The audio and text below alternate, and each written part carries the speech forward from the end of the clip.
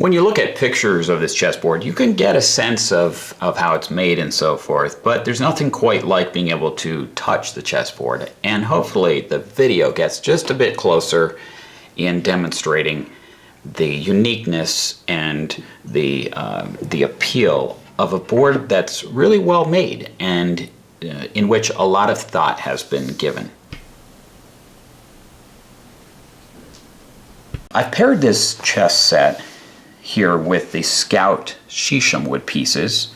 Here we have Shisham, here we have boxwood.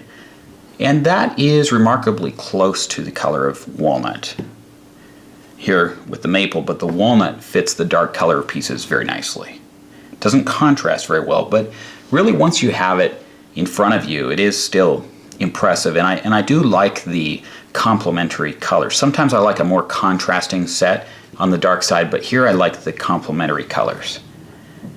Once again, if you would put this set away, let's take another look at how that would work and how this hinge design looks.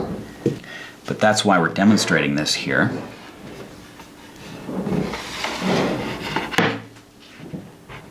It's very smooth, just solid smooth.